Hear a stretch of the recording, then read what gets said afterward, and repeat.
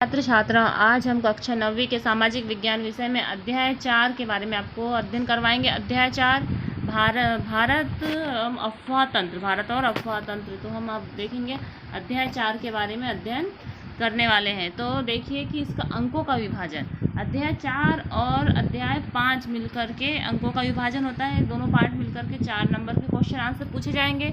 4 number में 2 number के का एक प्रश्न पूछा जाएगा और 1 अंक का 2 प्रश्न पूछा जाएगा। तो देखिए अफवाह तंत्र से क्या आशय है। हम अभी देख रहे हैं कि अफवाह तंत्र किसे कहते हैं, अफवाह तंत्र से क्या आशय है। तो अफवाह तंत्र शब्द से आशय किसी क्षेत्र का नदी तंत्र से है। अफवाह तंत्र से क्या आशय है, तो अफवाह तंत्र शब्द से आशय किसी क्षेत्र के नदी तंत्र का है, किसी क्षेत्र के नदी तंत्र का, इसे अफवाह तंत्र कहते हैं। ये एक प्रश्न का आंसर भी है, आपको नोट भी करना है कि अफवाह तंत्र से क्या आशय है। उसी प्रकार से नदी अपहरण से क्या तात्पर्य है, नदी अपहरण से क्या तात्पर्य, जब एक नदी दूसरी नदी के जल क्षेत्र को अपने में मिला लेती है तो उसे नदी अपहरण कहते हैं। इसे भी आप नोट कीजिए। फिर आता है भारतीय अफवाह तंत्र।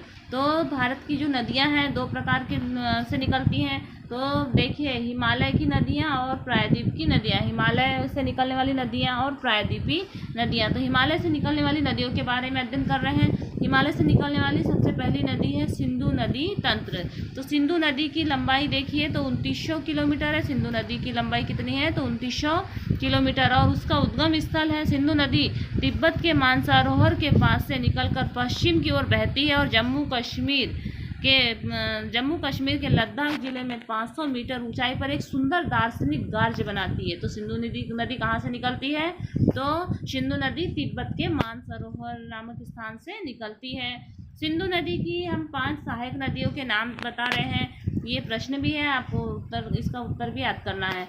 तो झेलम, चिनाब, रावी और व्यास और सतलज नदी, झेलम, चिनाब, रावी, व्यास और सतलज। फिर अगला क्वेश्चन आता है कि 5 नदियों के प्रदेश को क्या कहते हैं, तो 5 नदियों के प्रदेश को पंजाब कहते हैं। गंगा नदी देखिए, गंगा नदी की लंबाई, गंगा नदी की लंबाई है 2500 किलोमीटर।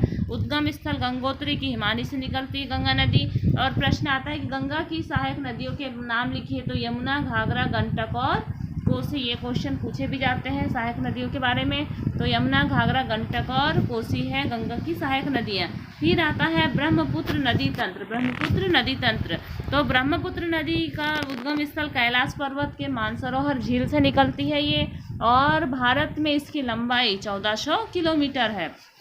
ब्रह्मपुत्र की सहायक नदियां हैं दिबांग, लोहित, धनश्री और कालांग। ये ब्रह्मपुत्र की सहायक नदियां हो गई। ब्रह्मपुत्र के नाम अलग अलग देशों में अलग अलग नाम से जाना जाता है। जैसे कि भारत में ब्रह्मपुत्र नाम से जाना जाता है, भारत में ब्रह्मपुत्र। तिब्बत में इसको सांगपो के नाम से जाना जाता है। आपको न्यू टाइप वाले क्वेश्चन तैयार भी करना है कि तिब्बत में ब्रह्मपुत्र को किस नाम से जाना जाता है, तो सांगपो। और बांग्लादेश में इसे मेघना और पद्मा के नाम से जाना जाता है, बांग्लादेश में मेघना और पद्मा के नाम से जाना जाता है। और ब्रह्मपुत्र नदी कहाँ गिरती है, तो बंगाल की खाड़ी में गिरती है, लास्ट में बंगाल की खाड़ी में गिर जाती है। तो यदि पूछा गया कि ब्रह्मपुत्र नदी कहाँ मिल जाती है, तो बंगाल की खाड़ी में। अब आते हैं, हमने हिमालय की नदियाँ देखी, अब देखते हैं हम प्रायद्वीप की नदियाँ। तो प्रायद्वीप की नदियों का उद्गम स्थल में देखिए नर्मदा नदी, नर्मदा नदी अमरकंटक से निकलती है। तो मध्य प्रदेश के अमरकंटक नामक पहाड़ी से निकलती है। नर्मदा की लंबाई है 1312 किलोमीटर और ये गिरती कहाँ है, तो अरब सागर में गिर जाती है, अरब सागर में गिरती है। और इस जलप्रपात कौन सा बनाते हैं, तो धुआंधार जलप्रपात, जो जबलपुर के पास में भेड़ाघाट में है, तो धुआंधार जलप्रपात का निर्माण करती है। फिर आती है ताप्ती नदी। ताप्ती नदी का उद्गम स्थल बैतूल जिले के मुल्ताई नामक स्थान पर है और इसकी लंबाई है 724 किलोमीटर। खंबात की खाड़ी में गिरती है, मतलब अरब सागर में ही विलीन हो जाती है। फिर आता है गोदावरी नदी। गोदावरी नदी का उद्गम स्थल, गोदावरी नदी ये नासिक के पास पश्चिमी घाट में से निकलती है और इसकी लंबाई 1500 किलोमीटर है और यह बंगाल की खाड़ी में गिरती है। इसकी सहायक नदियाँ वर्मा, मांजरा, वेनगंगा और वेनगंगा है। इसे दक्षिण की गंगा किसे कहते हैं, तो गोदावरी नदी को कहते हैं दक्षिण की गंगा।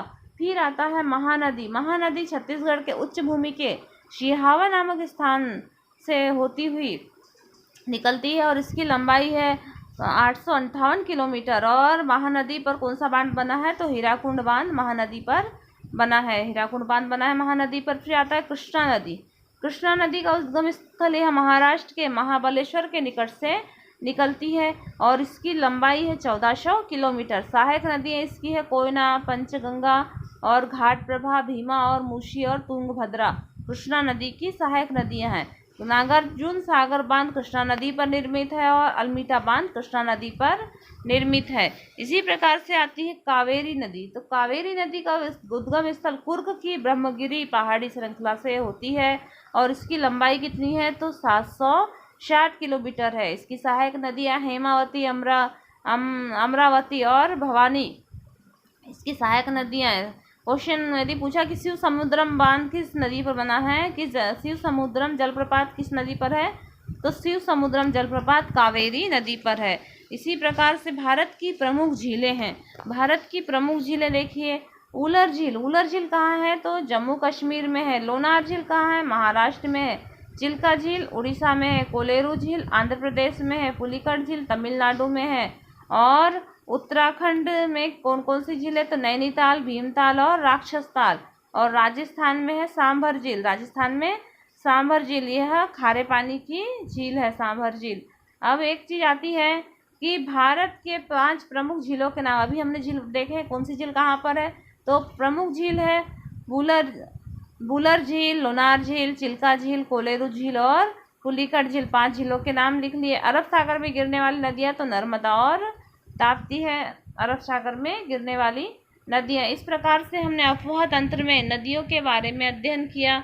अब अगले पार्ट में कुछ क्वेश्चन बचे हुए हैं और कुछ थोड़ा शेष भाग है, नदियों से क्या लाभ है इसके बारे में हम अध्ययन करेंगे। इसलिए आप लगातार वीडियो प्राप्त करने के लिए चैनल को सब्सक्राइब कीजिए और जितने क्वेश्चन आंसर आपको लिखवाए गए हैं उन क्वेश्चनों को के आंसर अपनी उत्तर पुस्तिका में नोट कीजिए। तो आपकी उत्तर पुस्तिका में नोट करते के साथ में आप अपने इसको याद करते चलिए, तो आपकी तैयारी आराम से हो जाएगी। धन्यवाद।